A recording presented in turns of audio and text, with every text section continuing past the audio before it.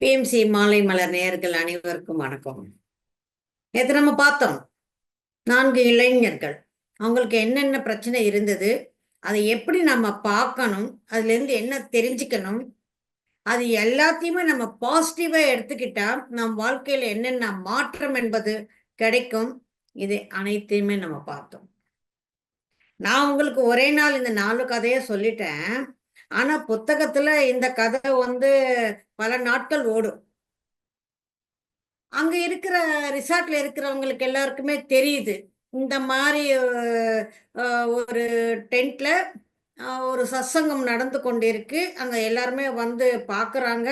அங்க ஹெர்குலஸ் என்பவர் நல்ல கருத்துக்களை, நல்ல விஷயங்களை, ஆன்மீகத்தை சொல்லித் தராருன்னு சொல்லி. ஸோ இன்றைக்கும் ஹெர்குலஸ் வராரு. நெறைய பேர் அங்க அவரை சுத்தி இருக்கிறாங்க. இது 4 பேர் மட்டும் கிடையாது. இன்னும் நெறைய பேர் இருக்கிறாங்க. ஸோ இன்னைக்கு வந்ததுமே ஜெசிகா கேட்குறா, நேற்று நீங்க சொன்னீங்க எங்க அம்மாவுடைய மரணத்தை நான் அங்கீகரிக்கணும், இதுலேருந்து என்ன கத்துக்கணும்னு சொல்லி. எனக்கு சில அபிப்பிராயங்கள் இருக்கு. அதாவது நான் இந்த சமுதாயத்துல நிறைய விஷயங்களுக்காக போராடணும். அதாவது கல்வியினுடைய கட்டணம் ரொம்ப ஜாஸ்தியா இருக்கு. பெண்களுக்கு நிறைய அநீதி என்பது நடந்து கொண்டிருக்கு. இந்த மாதிரி எத்தனையோ இருக்குல்ல. இது மேல எல்லாமே நான் போராடணும்னு நான் நினைக்கிறேன். இதுக்கு நீங்க என்ன சொல்றீங்கன்னு கேக்குறான். அப்போ ஹெர்குலஸ் சொல்றாரு, நீங்க போராடணும்னு நினைக்கிறீங்க, அது எல்லாமே சரிதான். ஆனா இந்த சமுதாயத்துல அநீதி இருக்கு, அது மேல நாம போராடணும், இதுல இருந்து எல்லாருமே வெளிப்படணும். அதாவது ஒரு சுதந்திரம் என்பது இருக்கணும்னு நீங்க நினைக்கிறது கரெக்ட். ஆனால் நீங்க எதையெல்லாம் இந்த சமுதாயத்துக்கு செய்யணும்னு நினைக்கிறீங்களோ அது எல்லாமே உங்களுக்கு இருக்கான்னு முதல்ல தேடுங்க. சமுதாயத்தில் நிறைய நமக்கு சுதந்திரம் இல்லாம இருக்குதுன்னா முதல்ல உங்களுக்கு சுதந்திரம் இருக்கா? சமுதாயத்தில் இத்தனை கஷ்டங்கள் இருக்குன்னு சொல்றீங்க, உங்களுக்கு கஷ்டமே இல்லாம நீங்க எல்லாமே லாபத்துல இருக்கிறீங்களா? எப்போ நாம அடுத்தவங்களுக்கு இது செய்யணும்னு நினைக்கிறோமோ அது முதல்ல நமக்கு இருக்குதான்னு நம்ம பார்க்கணும். நமக்கு இல்லாததை நாம மற்றவர்களுக்கு கொடுக்க முடியாது. உங்களுக்குள் நீங்கள் போராடுங்கள். உங்களுக்குள் என்னென்ன இருக்கிறதோ உங்க வாழ்க்கையில் அது அனைத்தையுமே நீங்கள் முதலில் சரி செய்து கொள்ள வேண்டும். உங்களை நீங்க சரி செய்து கொண்டால் மட்டுமே சமுதாயத்தை சரி செய்ய முடியும். உங்களுக்கே இங்க ஒரு அநீதி இருக்கு, அநியாயம் இருக்கு, எனக்கு இந்த மாதிரி எல்லாம் இருக்குன்னு நீங்க ஒரு கம்ப்ளைண்ட் பண்ணும் போது நீங்க மற்றவங்களுக்கு அதை எப்படி கொடுப்பீங்க? ஸோ முதலில் உங்களை நீங்கள் சரி செய்து கொள்ளுங்கள். ஓகே, ஜெசிகாவுக்கு சொல்லியாச்சு. கேட்குறாரு, வேற யாராவது என்கிட்ட பேசணுமா, ஏதாவது சொல்லணுமான்னு. அவர் அப்படி கேட்ட உடனே ஒரு பக்கத்துல இருந்து அழுகை வருது. தேம்பி தேம்பி அழுது கொண்டு இருக்கிறாங்க. யாரு என்னன்னு பார்த்தா ஒரு அம்மா அழுது கொண்டு இருக்கு. அவங்கள நல்லா கன்சோல் பண்ணி முதல்ல உங்க அழுகையை நிறுத்துங்க, அதுக்கப்புறமா உங்க பிரச்சனை என்னன்னு சொல்லுங்க. அந்த அம்மா மெதுவா தன்னைத்தான சமாதானப்படுத்தி கொண்டு அழுகையை நிறுத்திட்டு சொல்றாங்க, எங்க மாமியார் என்ன ஒரு நல்லாவே பார்க்கறது இல்ல, கொடூரமா நடந்துக்கிட்டாங்க. எனக்கு எவ்வளவு பெரிய அநீதி அநியாயம் நடந்தது தெரியுமா? என்ன நடந்தது? எங்க வீட்டுல எல்லா உறவினர்களும் இருக்கிறாங்க. வீடு முழுசா நிறைய நிரம்பி இருக்கிறாங்க. அந்த சமயத்துல எங்க மாமியாரு என்ன அவங்களுடைய பொருள் திருடிட்டேன்னு சொல்லி என்ன திருடின்னு சொல்லி எல்லாரும் முன்னாடியே நிக்க வச்சு என்ன திட்டினாங்க. என்னாச்சு? ஆனா 1 மணி நேரத்திலேயே நான் அந்த திருட்டை செய்யல, என் மேல எந்த தப்பும் இல்லைன்னு சொல்லி நான் நிரூபிச்சிட்டேன். சரி, நிரூபிச்சிட்டீங்க இல்ல, இன்னும் ஏன் அழுகுறீங்க? ஆமா, இதெல்லாம் எப்ப நடந்தது? இது 10 வருஷத்துக்கு முன்னாடி நடந்தது. எனக்கு கல்யாணமே 15 வருஷம் ஆச்சு. 5 வருஷம் நான் இந்த கூட்டு குடும்பத்துல எங்க மாமியார் கிட்ட தான் இருந்தேன். ஆனா மாமியாருக்கு என்ன கண்டாலே பிடிக்காது. என்னை எப்பவுமே இந்த மாதிரி திட்டிக்கிட்டு இருப்பாங்க, அவமானப்படுத்திக் கொண்டு இருப்பாங்க. நான் வந்து எப்பவுமே அழுது கொண்டு நான் சந்தோஷமாவே இருக்கக்கூடாது என்ற நோக்கத்திலே என்னை நோக்கடிச்சுக்கிட்டு இருந்தாங்க. ஆனா எப்போ இந்த இவ்வளோ பெரிய விஷயம் நடந்ததோ, இந்த சம்பவத்துக்கு அப்புறம் நாங்க தனி குடித்தனம் வந்துட்டோம். அந்த தனி கொடுத்தனம் வந்த பிறகு இப்ப நான் நல்லா தான் இருக்கிறேன். எங்க மாமியாரால எனக்கு எவ்வளவு கஷ்டம். இது நடந்த 10 வருடங்கள் ஆனாலும் கூட நான் வந்து ஒவ்வொரு நாளும் இதை நினைச்சு நினைச்சு நான் இன்னும் அழுது கொண்டே தான் இருக்கிறேன். எனக்கு இப்ப நினைச்சாலும் அது என்னமோ முந்தா நேத்து நடந்த மாதிரி தான் எனக்கு இருக்குன்னு சொல்றப்ப ஹெர்குலஸ் கேட்கிறாரு, உங்க மாமியார் உங்களை கொடுமைப்படுத்தினாங்கன்னு சொல்லி நீங்க சொல்றீங்க. ஆனா உங்களுக்கு நீங்கள் எவ்வளவு கொடுமைப்படுத்திக் கொண்டிருக்கிற, எனக்கு நானா எங்க மாமியார் கொடுமைப்படுத்தினதே நான் உங்களுக்கு சொல்லிக்கிட்டு இருந்தேன். எனக்கு நான் என்ன பண்ணிக்க முடியும்? 10 வருடங்களுக்கு முன்னாடி நடந்த ஒரு சம்பவத்தை உங்களால இன்னும் மறக்கவே முடியல. இன்னைக்கு சொல்றப்ப கூட நீங்க தேம்பி தேம்பி தேம்பி அழுது கொண்டிருக்கிறீங்க. அவங்க வந்து ஒரு நாள் தான் உங்களை அவமானப்படுத்தினாங்க, திருநீங்கன்னு சொல்லி. ஆனா நீங்க வந்து அது பசுமையா வச்சுக்கிட்டு ஒவ்வொரு வாட்டியும் அதை ரீவைண்ட் பண்ணி பார்த்து பார்த்து பார்த்து அந்த உணர்வுல இருந்து நீங்க வெளி வரவே இல்லையே. அவங்க ஒரு நாள் செஞ்சதை நீங்க 10 வருஷமா நீங்க அந்த கொடுமையை அனுபவிச்சுக்கிட்டு இருக்கிறீங்க. இப்போ உங்க மாமியார் உங்களுக்கு கொடுமை செஞ்சாங்களா, இல்ல உங்களுக்கு நீங்களே கொடுமை செஞ்சுக்கிட்டு இருக்கிறீங்களா? இதுல இருக்கிற ஒரு பாசிட்டிவ் விஷயத்தை நீங்க கவனிக்கவே இல்லையே. அது வரைக்கும் 5 வருஷம் நீங்க மாமியார் வீட்டுல இருந்தீங்க, பல அவமானங்கள் பட்டீங்க. ஆனா இந்த சம்பவத்தின் காரணமாகத்தான் நீங்க அங்கிருந்து வெளியில வந்து நீங்க தனி கொடுத்துன்னு இருக்கிறீங்க.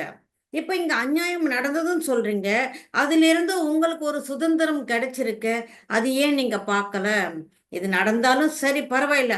ஆனா உங்களை நீங்க நிரூபிச்சுக்கிட்டீங்க. 1 மணி நேரத்திலேயே அந்த திருட்டு நான் செய்யல, அது மாமியார் செய்த சதி என்று நீங்க நிரூபிச்சுக்கிட்டீங்க. நிரூபிச்ச பிறகு கூட ஏன் இந்த தவிப்பு? ஏன்னா நாம வந்து அதை மறக்க நினைக்கிறதே இல்லை. எப்பவுமே ஒரு நெகட்டிவ் உணர்ச்சிகள் எல்லாத்தையுமே நாம வந்து இங்க ஸ்டோர் பண்ணி வச்சுக்கிறோம். ஸ்டோர் பண்ணி வச்சுக்கிட்டு அதுல இருந்து கொஞ்சம் கூட வெளி வராம அதை நம்ம வந்து பாதுகாக்கிறோம். நமக்கு தெரியும் அவன் அன்னைக்கு எப்படி சொன்னான் தெரியுமான்னு ஒவ்வொருத்தரும் சொல்லும் போது, அவன் ஒரு நாள் ஒரு வார்த்தை ஏதோ சொல்லிட்டு போயிட்டான். ஆனா அது நம்ம மனசுல நல்லா பதிய வச்சு அந்த உணர்வு கொஞ்சம் கூட குறையாம 100% அப்படியே நம்ம அதை வந்து பாதுகாத்துக்கிட்டு வரோம். அதாவது அப்படியே மெயின்டைன் பண்ணிக்கிட்டு வரோம். அது மெயின்டைன் பண்றதுக்கு எவ்வளவு கஷ்டம் இருந்தாலும் எங்க அந்த உணர்வு குறைஞ்சிடுமோன்னு பயத்திலேயே அது அப்படியே நம்ம மெயின்டைன் பண்ணிக்கிட்டு வரோம். இன்னும் சொல்ல போனா நம்ம இன்னும் அதை பத்தி நிறைய யோசிக்க வேண்டியது இருக்கு. இப்போ ஒருத்தர் இருக்கிறாங்க, 2 பேருமே ரிலேட்டிவ்ஸ். அவங்க குடும்பமும் எங்க குடும்பமும் ஒன்னா இருக்கு, ரிலேட்டிவ்ஸ். அதாவது தங்கச்சி, அண்ணா. இந்த 2 குடும்பத்திலேயுமே நல்ல குடுக்கல் வாங்கல் என்பது இருக்கு. இந்த அண்ணன் குடும்பம் தங்கச்சிக்கு அவ்வளவு உதவியா இருக்கு. அவங்களால இவங்களுக்கு எத்தனையோ நன்மைகள் என்பது ஏற்பட்டு இருக்கு. ஒரு 10 நன்மைகள் நடந்திருக்கும்னு வச்சுக்கலாம். ஆனா அவங்களால இவங்களுக்கு ஒரு கஷ்டம் வந்தது. அநியாயம் நடக்கல, ஆனா ஒரு கஷ்டம் வந்தது. ஒரு மரியாதை குறைவா ஒரு இன்சிடென்ட் நடந்தது. அப்ப என்ன ஆகுது? உடனடியா அவர்களோடு இருக்கிற அந்த உறவை நாம துண்டிக்கிறோம்.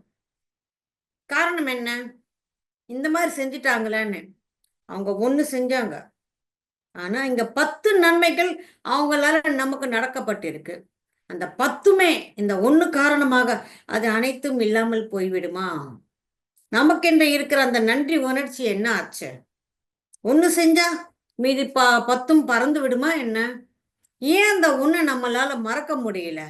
அதனை நம்மளால ஏன் மன்னிக்க முடியல?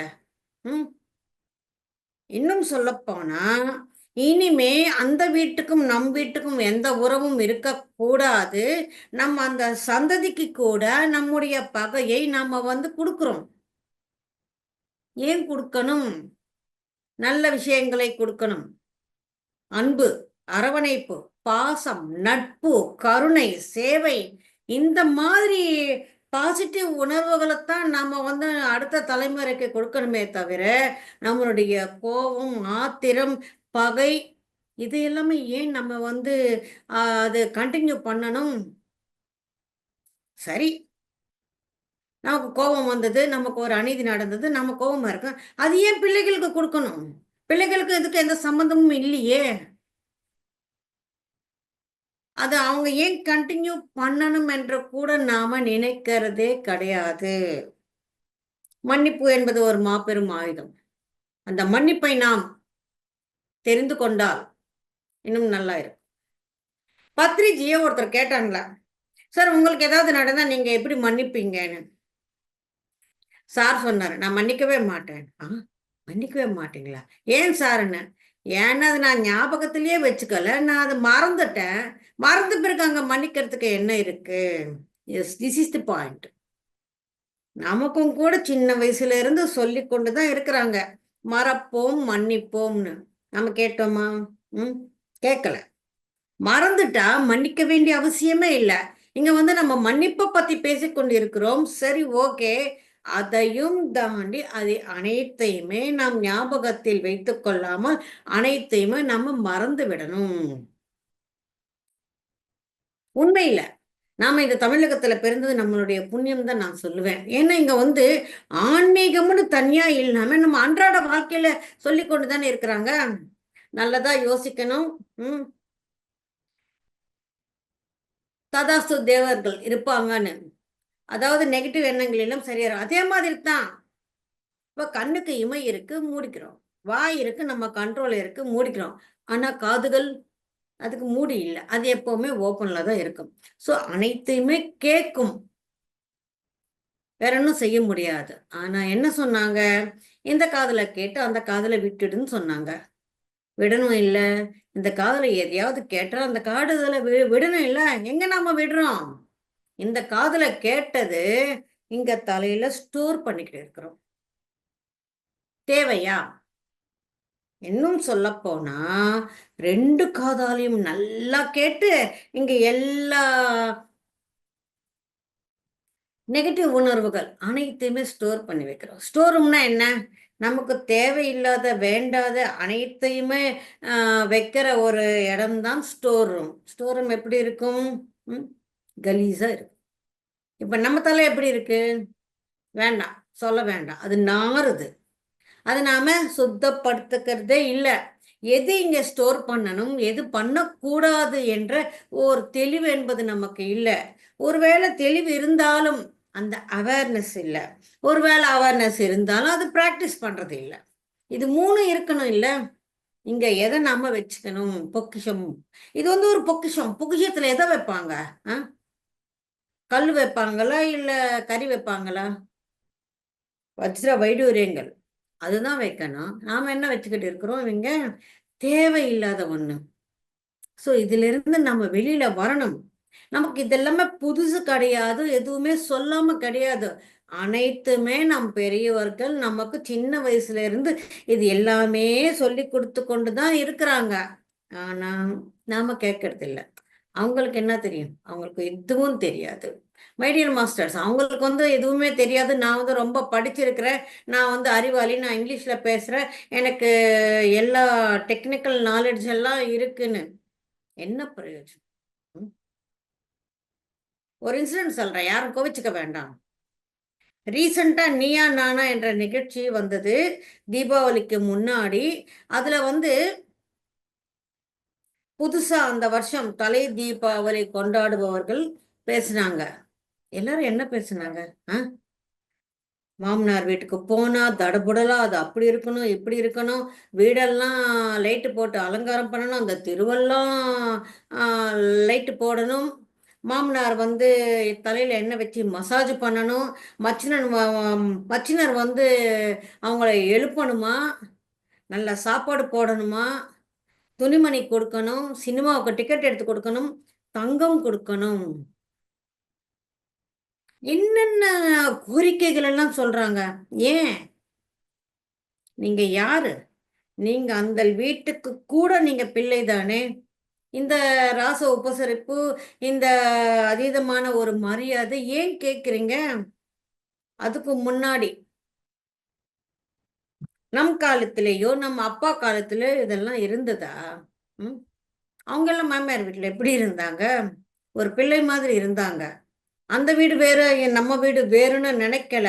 அந்த வீட்டு பொண்ணு நம்ம வீட்டுக்கு மகாலட்சுமியா வந்ததுனால நம்ம வாழ்க்கை எவ்வளவு செல்வ செழிப்பாக இருக்கிறதுன்னு சொல்லி அந்த குடும்பத்துக்கு இவங்க நன்றியோடு இருந்தாங்களே தவிர இந்த மாதிரி அதீதமான கோரிக்கைகள் எதுவுமே வைக்கலையே. 10,000 வைக்கணுமா, ராக்கெட்டெல்லாம் விடணுமா, இதெல்லாம் வாங்கி வைக்கணுமா, என்ன இது? என் குடும்பத்துல நான் சொல்றேன். எங்க பாட்டிக்கு 5 பொண்ணுங்க. 5 பொண்ணுங்கள 5 ஊர்ல குடுத்தாங்க. அவங்க வந்து ஒரு சாதாரணமான ஒரு லோயர் மிடில் கிளாஸ் ஃபேமிலி. ஆனா, ஒரு மாப்பிள்ளை கூட ஒரு கம்ப்ளைண்ட்டும் பண்ணதில்ல. ஒரு விஷயத்தையும், ஒரு வஸ்துவும் எதையும் கேட்டதும் கூட இல்ல. அந்த 5 பேரும் அவங்களுக்கு மகள்களாக தான் இருந்தாங்களே தவிர, ஒரு நாள் கூட மாப்பிள்ளையாக இருந்ததே கிடையாது. வீட்டுக்கு வந்து நல்லா உபசரிப்பாங்க, நல்லா விருந்து வைப்பாங்க. அதோட சரி. வேற எதுவுமே எதிர்பார்க்கல. ஆனா நம்ம அப்பா படிச்சதோ 7வதோ, 8வதோ. 7வது, 8வது படிச்ச நம்ம அப்பாவுக்கு இருக்கிற அந்த பாசிட்டிவ் எண்ணம், எவ்வளவு படிச்சிருக்கிற இந்த தலைமுறையிலே ஏன் இல்லைன்னு வியப்பா இருந்தது. மாமியார் வீடுனா ஒரு ஏடிஎம்னு நினைக்கிறாங்க. அது தவறு. இங்கிலீஷ்காரன் ரொம்ப அழகா சொன்னார். சன் இன் லா. சட்டப்படி நீங்களும் அந்த வீட்டுக்கு பிள்ளைதான். ஒரு பிள்ளை ஒரு வீட்டுக்கு எப்படி இருக்கணுமோ அத மாதிரி இருக்கணுமே தவிர ஏன் இதெல்லாம் தெரியல. படிப்பு நமக்கு விஞ்ஞானத்தை கொடுத்தது, ஆனா அறிவை கொடுக்கலையே. ம் அறிவிருந்தால் மட்டுமே ஆன்மீகத்தில் நம்மளால் வளர முடியும். ஆன்மீகம் ஒரு பக்கம் இருக்கட்டும், ஜஸ்ட் ஒரு மனித நேயத்தோடு அறிவோடு நாம இருக்கணும் சொல்லி தமிழகத்தில் இது அனைத்தும் மாறணும்னு உங்கள் சார்பில் நான் இந்த கோரிக்கையை உங்க முன்னாடி வைக்கிறேன். எஸ் மை டியர் மாஸ்டர்ஸ், நம்ம எப்படி யோசிக்கணும், எதனை யோசிக்கணும், எது இங்கே நம்ம ஸ்டோர் பண்ணிக்கணும், எந்த உணர்ச்சியை நம்ம வெளிப்படுத்தணும், எது படுத்தக்கூடாது, அனைத்தையும் நன்று ஆராய்ந்து கவனிக்கணும். ஏன் நமக்கு வர்ற ஒவ்வொரு யோசனையையும் நம்ம வந்து கேள்வி கேட்கணும். இந்த யோசனை ஏன் வருதுன்னு. ரெண்டாவது, நமக்கு வர்ற எந்த யோசனை ஆகட்டும் அனைத்துமே நாம வந்து டவுட் படணும். இந்த யோசனைக்கு ஏன் இந்த உணர்வு வருது, இதுக்கு இப்ப நான் என்ன செய்யணும்னா, நீங்க உங்க யோசனை மேல அந்த டவுட் இருந்தால் மட்டுமே மறுபடியும் அந்த யோசனை என்பது வராது. எனக்கு வந்த யோசனை கரெக்ட், நான் சரியாதான் யோசிச்சுக்கிட்டு இருக்கிறேன், இந்த யோசனையினால் தானே இதெல்லாமே எனக்கு புரியுதுன்னு சொல்லி நாம் ஒரு போலியான ஒரு முகத்திரையை போட்டுக்கொண்டு இருக்கிறோம். ஸோ மை டியர் மாஸ்டர், எது நடந்தாலும் அதிலேயும் ஒரு நன்மை என்பது இருக்கும். அந்த நன்மையை காண நாம முயற்சிக்கணும். அந்த நன்மை நமக்கு தெரிந்துவிட்டால் அதனால் வந்த ஒரு சிறிய தீமை என்பது நம்மை பாதிக்காது. அதுவும் எத்தனை நாள் பாதிக்காது. முதல் நாள்ல சொன்னேன் தாபத்திரயம், அதாவது 90% நம்மளுடைய கஷ்டம்னு நாம் எதை சொல்றோமோ அதை நம்மளால் தான் நமக்கு நாம உருவாக்கி கொண்டு இருக்கிறோமே தவிர வேற யாரும் கிடையாது. இப்ப அந்த அம்மா அப்படி சொல்லிச்சு. இப்ப என்ன செய்யணும்னா, நமக்கு எல்லாருக்கும் தெரியும் புத்தருடைய கதை ஒண்ணு. புத்தர் தினமும் யாசகம் செய்து சாப்பிடுறது வழக்கம். அந்த மாதிரி யாசகத்துக்கு வந்த போது ஒருத்தர் வந்து கேட்கிறாரு, நீ வந்து வயசுல இருக்கிற, நல்ல திடகாத்திரமா இருக்கிற, உனக்கு எந்த விதமான நோயும் இல்லை, அப்படி இருக்கிறப்ப நீ உழைச்சி சாப்பிடாம இந்த யாசகம் செஞ்சு சாப்பிடுற, நீ கெட்டதும் இல்லாம உன் பின்னாடி ஒரு பெரிய கூட்டம் இருக்கு, அந்த கூட்டத்தையும் நீ கெடுத்து கொண்டு இருக்கிற, உன்னால் இந்த சமுதாயத்துக்கு எவ்வளவு நஷ்டம் என்பது ஏற்படுகிறது. இந்த இளைஞர்கள் எல்லாமே உள்ள ஃபாலோ பண்ணா ஒரு வேளை இந்த நாட்டின் மேல யாராவது போர் தொடுத்தா அப்ப ராஜா என்ன செய்வாரு? எங்க வீட்ல, எங்க ஊர்ல எங்க பசங்களுக்கு எதுவுமே தெரியாது.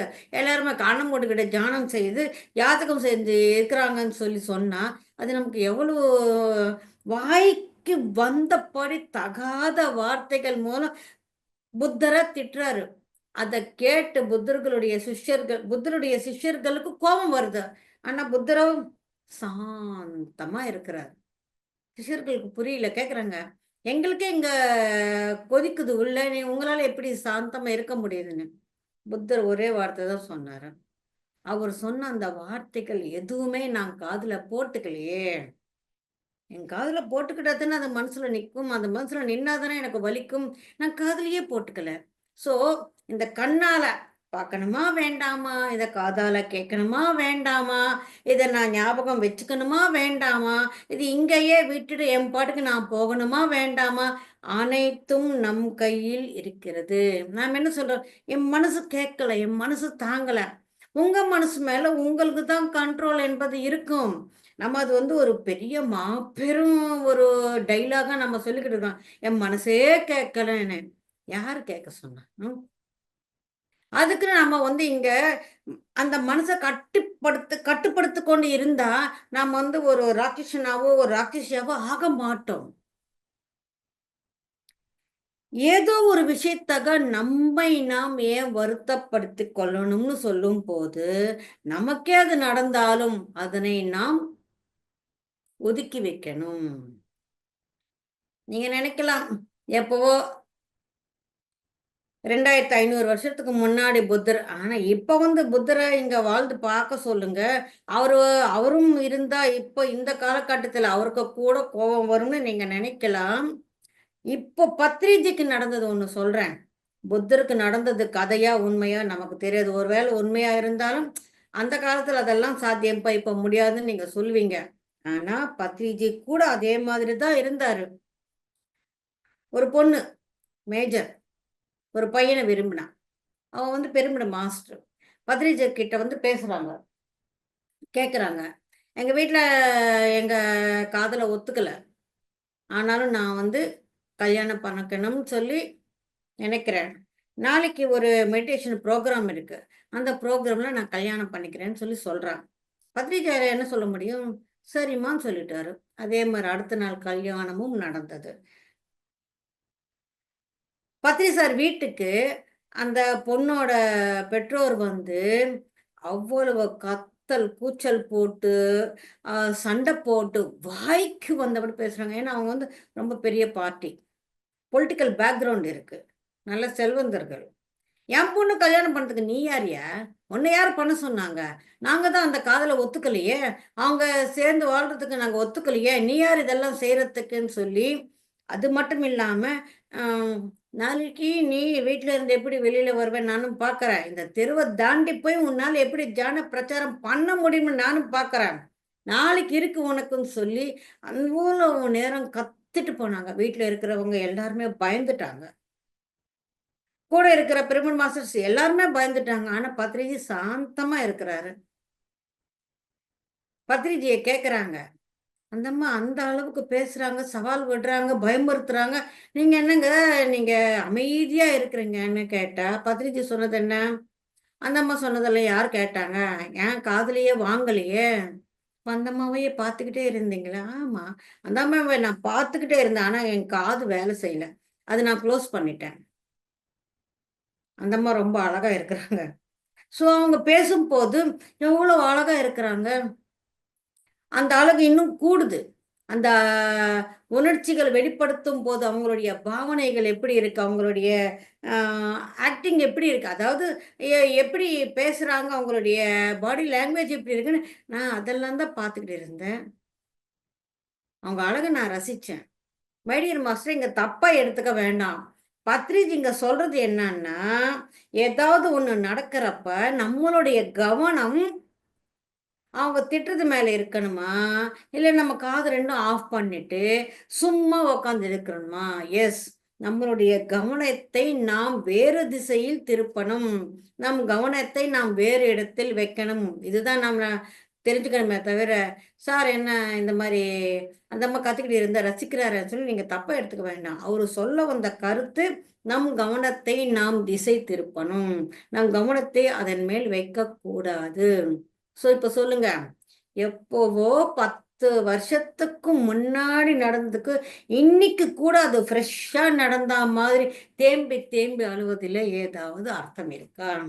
மை டியர் மாஸ்டர்ஸ், இது எல்லாமே அனைத்தும் ஒவ்வொன்றும் நம்ம வாழ்க்கையில ஒவ்வொரு வீட்லயும் நடக்கிறது தான். ஆனா அதனை எப்படி ஹேண்டில் பண்ணணும் என்பது தான் இப்ப ஆன்மீக ரீதியாக நாம தெரிந்து கொள்ள வேண்டிய விஷயம். ஓகே, இது ஆயிடுச்சு. அப்புறம் இன்னொரு பொண்ணு, சார் நான் கூட அவங்க கூட பேசணும்னு கேட்குறாங்க. சரி சொல்லுங்க. எனக்கு ரொம்ப கஷ்டமா இருக்கு. என்ன கஷ்டம்? நான் எங்க போனாலும் எனக்கு நெறைய வேலை சொல்றாங்க. வீட்ல இருந்தாலும் நெறைய வேலை. ஆஃபீஸுக்கு போனாலும் நெறைய வேலை. ஃப்ரெண்ட்ஸ் வீட்டுக்கு போனாலும், இல்ல இந்த பிக்னிக்குக்கு போனாலும் அங்கேயும் வேலை சொல்றாங்க. இன்னும் சொல்லப்போனா, எங்க அம்மா வீட்டுக்கு போனா, எங்க அம்மா வீட்ல கூட எனக்கு அவ்வளோ வேலை சொல்றாங்க. எனக்கு ரொம்ப கஷ்டமா இருக்கு. ஏன் எப்பவும் எல்லாரும் எனக்கு இந்த வேலை சொல்லிக்கிட்டே இருக்கிறாங்க? இத நான் எப்படி ஹேண்டில் பண்ணணும்? எனக்கு கஷ்டமா இருக்கு, தவிப்பா இருக்கு. எனக்கு கோபம் கூட வருது. ஹெர்குலஸ் சிரிக்கிறாரு. எந்த விஷயத்தையாவது நம்ம எப்படி பார்க்கிறோமோ, அதுக்கு ஏத்தவாறு தான் நம்மளுடைய உணர்ச்சிகள் என்பது இருக்கும். இப்போ ஒரு வெயிட் லிஃப்டர் இருக்கிறாரு. அதாவது பளு தூக்குற அந்த இது. அவர் அந்த மாரி அந்த பளு தூக்குறப்ப, அந்த பாடி பில்டிங் பளு தூக்குறதுன்னு சொல்றோம்ல்ல, அங்க வந்து நாம வந்து அவர அவ்வளோ பளு தூக்குறப்ப, நம்ம அத ரசிக்கிறோம். அவர ஆரவாரம் பண்றோம். அ அவர என்கரேஜ் பண்றோம். கை தட்டுறோம். அதுக்கு அவரு பரிசு வாங்கினா, நம்ம அத பெருசா பேசுறோம். உண்மைதானே? ஓகே. இங்க ரயில்வே ஸ்டேஷன்ல போர்ட்டர் அவர் கூட பளு தூக்குறாரு. ஆனா, அவர பார்த்து நம்ம என்ன சொல்றோம்? பாவம் இவ்வளவும் சுமைக்க வேண்டியது இருக்குன்னு. அங்கேயும் பளு தான் தூக்குறாங்க. இங்கேயும் பளு தான் தூக்குறாங்க. அங்கே நம்ம பாராட்டுறோம். இங்கே நம்ம வந்து ஐயோன்னு ஒரு பரிதாபத்த காட்டுறோம். காரணம் என்ன? இன்னும் சொல்லப்போனா, அவர் தன் வயித்து பொழப்புக்காக இது செய்றாரு. அது செய்வதன் மூலம் அவருக்கு வந்து காசு கிடைக்குது. அந்த காசின் மூலமா தான் அந்த குடும்பமே நடக்குது. இருந்தாலும் நம்ம வந்து ஐயோ பாவம்ன்னு சொல்றோம். அதே மாரி தான் உங்களுக்கு இத்தன வேலை சொல்றாங்கன்னா, நீங்க போர்ட்டர் மாரி இருக்காம, நீங்க வெயிட் லிஃப்டரா இருக்கணும். அப்ப அது உங்களுக்கு ஒரு சந்தோஷத்த கொடுக்கும். போர்ட்டரா இருக்கும்போது, ஐயோ! இவ்வளோ பளு தூக்கி நாம இவ்வளோ சிரமப்பட்டு இந்த வேலைய செய்ய வேண்டியது இருக்கேன்னு வருத்தம் இருக்கு. ஆனா இங்கே, அவங்களா வேண்டி விரும்பி அந்த விளையாட்ட செய்றாங்க. ஸோ, உங்க வாழ்க்கையை கூட நீங்க வெயிட் லிஃப்டர் மாரி விளையாட்டு அனைத்தையும் எடுத்துக்கிட்டு போங்க. இன்னொன்னு, இதுல இருக்கிற பாசிட்டிவ் என்ன? எல்லாருமே உங்களுக்கு வேலை சொல்றாங்க, வேலை தராங்கன்னா, உங்கள் மேல் இருக்கும் நம்பிக்கை. இவங்களுக்கு இந்த வேலை குடுத்தாங்க. நல்லா செய்வாங்கப்பான்னு சொல்லி நம்பி குடுக்குறாங்க. அதாவது உங்களுக்கு அந்த திறமை இருக்கு. அந்த திறமையை அவங்க கூட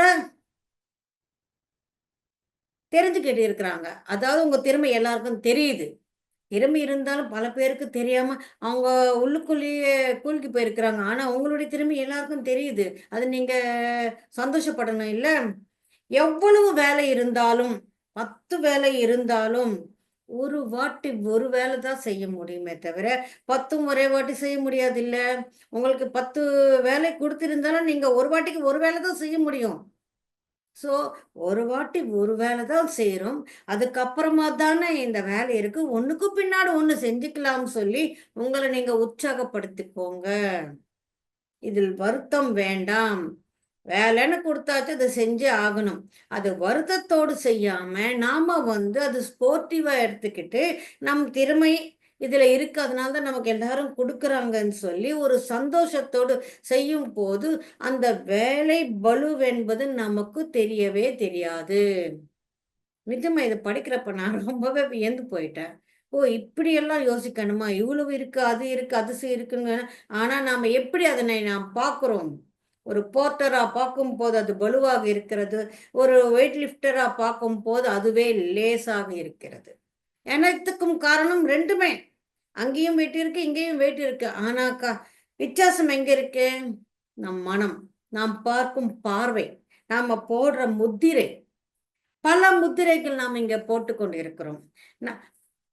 அருணா மேடம் சொன்ன மாதிரி நம்மளுடைய நம்பிக்கைகள் என்பது எப்படி இருக்கு?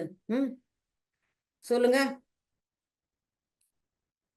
பாப்புலரா நம்பப்படுற ஒரு நம்பிக்கை தமிழ்நாட்டுல, செவ்வாய்க்கிழமைன்னா ஒரு நல்ல வேலையும் செய்ய மாட்டாங்க. காரணம் என்ன? செவ்வாய்க்கிழமைன்னு நாம இங்க சொல்றோம். அதுவே சம்ஸ்கிருதத்துல என்ன சொல்லுவாங்க? மங்கள்வார். நம்ம மிஷனுக்கு கூட மங்கள்யான்னு தானே வச்சாங்க. மங்கள்வாரம்னா மங்களகரமான நாளுன்னு அர்த்தம். வேற என்னமோ மங்களகரமான நாள். ஆனா நாம ஒரு நல்ல வேலையும் கூட, ஒரு புது வேலையை நாம செவ்வாய்க்கிழமையில நம்ம தொடங்குறதே கிடையாது. ஏன்? இத்தனைக்கும் இந்த செவ்வாய்க்கிழமையை நாம முருகனுக்கு சமர்ப்பித்திருக்கிறோம். முருகன்னா யாரு? வெற்றிவேல், வீரவேல், ஞானவேல். அவர்கிட்ட எல்லாமே இருக்கு. வெற்றிவேல். முருகனுடைய வாழ்க்கையில் சக்தி இருக்கு, ஞானம் இருக்கு, வெற்றி இருக்கு, அனைத்தும் வீரியம் இருக்கு, அனைத்துமே இருக்கு. அவருக்கு தோல்வி என்பதே இல்லையே. சின்ன வயசுலேயே அவ்வளவு ஞானத்தை பெற்றவர். தகப்பனுக்கே சுவாமி ஆனவர். தகப்பன் சுவாமி. தகப்பன் யாரு? அட்ரஸ் இல்லாத ஆளா? மாபெரும் மகாசிவன்.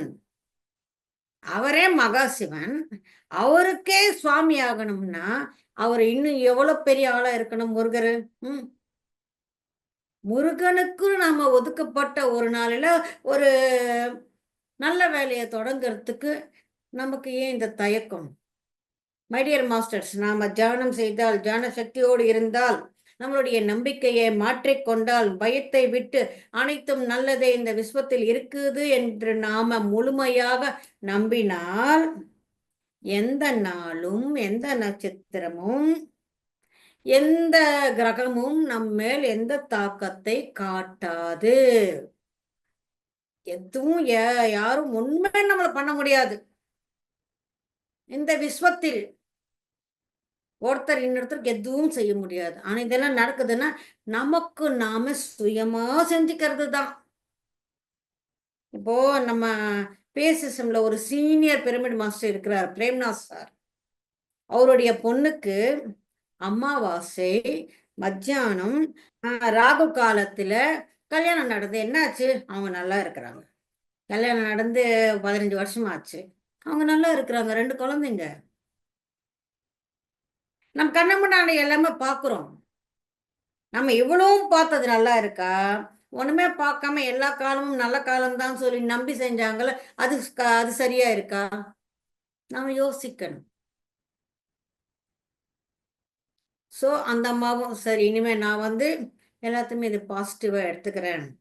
எனக்கு சேரத்துக்கு உடம்புல தெம்பு இருக்கு, வயசு இருக்கு, என் திறமையை அவங்க நம்புறாங்க. இது எனக்கு கிடைச்ச ஒரு கௌரவமா நான் எடுத்துக்கிறேன் அப்படின்னு சொல்றாங்க. ஸோ இதெல்லாம் ஆன பிறகு நைட்டு உக்காந்து யோசிக்கிறார் ஹெர்குலஸ். என் வாழ்க்கையில் என்ன நடந்தது? இப்போ எல்லாருக்குமே நான் எல்லாமே சொல்லிக்கிட்டு இருக்கிறேன். ஆனா ஒரு காலத்தில் நான் எப்படி இருந்தேன், எனக்கு எப்படி நடந்தது? என்னுடைய மனைவி ராதா, அவகிட்ட நான் எப்பவுமே குறைத்தான் சொல்லிக்கிட்டு இருந்தேன், சண்டை போட்டுக்கிட்டு இருந்தேன். 2 பேருக்கா பெருசு அந்யோன்யம் என்பது இல்ல.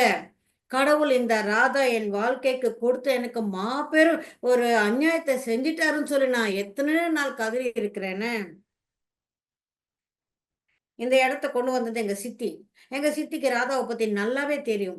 தெரிஞ்சும் கூட எனக்கு இந்த மாதிரி ஒரு பெண்ணை கல்யாணம் பண்ணி வச்சாங்களே, நான் எவ்வளவு திட்டுக்கிட்டு இருப்பேன். ஆனா இப்ப சொல்றேன், அன்னைக்கு நான் சொன்னது அகங்காரத்தில் அனைத்துமே தவறானது. உண்மையிலேயே என் மனைவி ராதா ரொம்ப நல்லவ.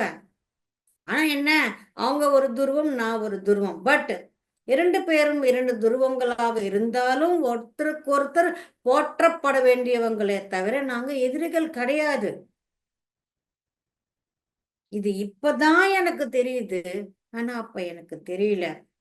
முதல்ல அம்மன் சொன்ன மாதிரி, அந்த தேவி சொன்ன மாதிரி, இந்த 12 பேருடைய வாழ்க்கையில ஒரு வருஷத்துல நான் ஒரு மாற்றத்தை கொண்டு வந்தா, முதல்ல நான் செய்ய வேண்டிய காரியம் ஊருக்கு போய் வீட்டுக்கு என் மனைவியை கூட்டிக்கிட்டு வர்றது. அவர் மனசு முழுக்க மனைவி மேல ஒரு அன்போடு நிறையுது. ஸோ மை டியர் மாஸ்டர்ஸ், இத்தனை நாள் தனக்கு கிடைச்ச மனைவி துரதிருஷ்டமானவள், எனக்கு வாழ்க்கையில ஒண்ணு கூட சரியா நடக்கலைன்னு சொல்லி, அதிர்ஷ்டம் துரதிருஷ்டம் என்பது எப்படி இருக்குமோ நமக்கு தெரியாது. இன்னைக்கு அதிர்ஷ்டமா இருக்கிறது நாளைக்கு துரதிருஷ்டமாகலாம். இன்னைக்கு துரதிருஷ்டமா இருக்கிறது நாளைக்கு அதிர்ஷ்டமா மாறலாம். எது எப்படின்னு சொல்லி அது கடைசியில நடக்கிற வரைக்கும் யாராலையும் சொல்ல முடியாது.